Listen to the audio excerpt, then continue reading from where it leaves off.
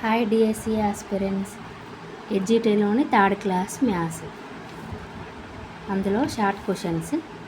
9 కుండల నీరు 72 జగ్గులు అవుతుంది. అదే ఒక్క కుండలో ఎన్ని జగ్గులు పడుతుంది అంటే 72/9 వేసుకొని చేస్తే ఆన్సర్ వస్తుంది. అదే ఇంకో క్వశ్చన్ షార్ట్ క్వశ్చన్స్ అన్నమాట. ప్రశాంత్ ఉదయం 7 గంటలకు లేస్తాడు. అతనికి బస్సు ఎప్పుడు వస్తుంది? 7:50కి. అతను ఇంటి నుంచి బస్సు దగ్గరికి వెళ్ళడానికి 5 నిమిషాలు పడుతుందని క్వశ్చన్లో ఇస్తారు. అయితే తయారు కావడానికి ఎన్ని నిమిషాలు పడుతుందని అంటే ఇది మొత్తం 50 నిమిషాలు కదా.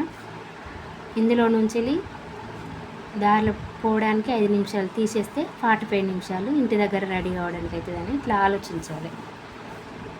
బ్లూ కలర్ రిబ్బన్ ఒక్కదానికి 6 రూపాయలు. అయితే 3 రిబ్బన్ల ధర ఎంత అంటే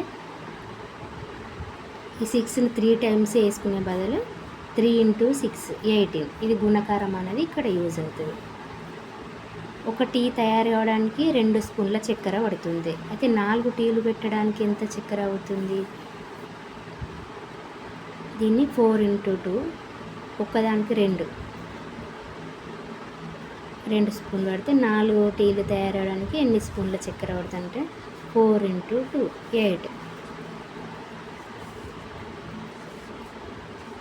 ఈ 2 అనేది 4 సార్లు యాడ్ చేసే బదులు 4 × 2 8. ఇది గుణకారం అనేది ఇక్కడ తొందర చేయడానికని యూజ్ అవుతుంది. ఒక హాస్టల్లో 24 లీటర్ల పాలు ఉంటుంది. ఒక్క విద్యార్థికి 2 లీటర్ల పాలు అవసరం ఉంటుంది. అంటే ఎంతమంది విద్యార్థులు ఉన్నారని క్వశ్చన్స్ వస్తే మొత్తం లీటర్లు బై ఒక విద్యార్థికి ఎన్ని లీటర్లు అవసరం పడుతుంది అని లెక్క చేస్తే బై చేస్తే భాగాహారం చేస్తే ఎంతమంది విద్యార్థులు ఉన్నదనేది వస్తుంది. ఇక్కడ భాగాహారం యూజ్ అవుతుంది. అందుకని గుణకారం భాగాహారం అనేది కూడిక తీసివేతలను ఈజీ చేస్తుంది. ఈజీగా లెక్కలను చేయడానికి గుణకారం భాగాహారం అనేది యూజ్ అవుతుంది. ఒక రోజుకు పని చేయడానికి 3 గంటలు అవుతుంది. అయితే వారం రోజులకు ఎన్ని గంటలు అవుతుంది? 3 × 7. 3ని 7 టైంలో యాడ్ చేసే బదులు ఇంటూ అనేది చేస్తే తొందర 21 గంటలు పడుతుంది. ఏదైనా మనం ఒక పటాన్ని సమానంగా 2 భాగాలుగా చేస్తే అది సౌష్ఠవాన్ని కలిగి ఉంది అని అంటాం. మనం టైల్స్ అనేది ఏదైనా సౌష్ఠవాన్ని కలిగి ఉంటే అది అందంగా కనబడుతుంది. టెక్స్ట్ బుక్లో ఎలా స్పందిస్తున్నారు అని తెలియజేయడం కోసం మధ్యలో ప్రయత్నించండి, ట్రై దిస్ అని మధ్యలో ఇస్తారు. అయితే లెసన్ మొత్తం అయిపోయినాక విస్తృత అభ్యాసం కోసం పిల్లవాణి అంటే ఇవి చేయండి, డూ దిస్ అని ఉంటాయి. మనం అది లెక్క చేయాలి. లాస్ట్ విద్యా ప్రమాణాలు 5. అందులో సమస్య సాధన 1 అంటే లెక్క ప్రాసెస్ చేస్తూ చేయడం మన కంటికి కనబడుతుంది. మనం లెక్క చేసేది ఇప్పుడు 32, 43 యాడ్ చేయాలంటే మనం ఇక్కడనే యాడ్ చేస్తాం కదా.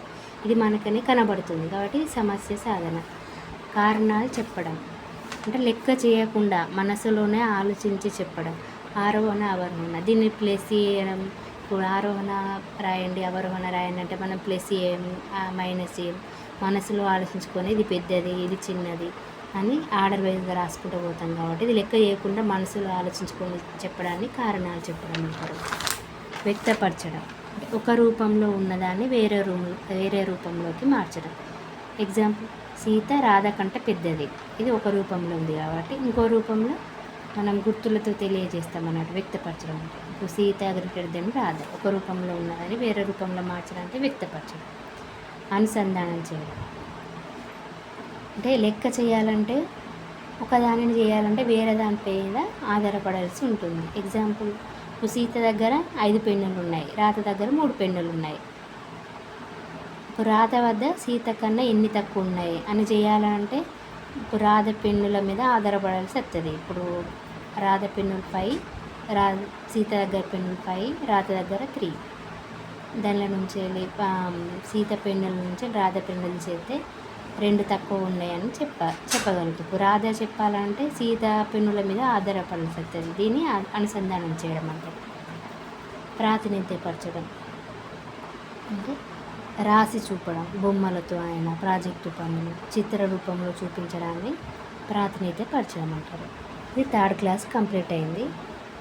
నచ్చితే లైక్ చేయండి, సబ్స్క్రైబ్ చేయండి. మిగతా ఫోర్త్ క్లాసు నెక్స్ట్ పార్ట్లో చూద్దాం. Thanks everyone.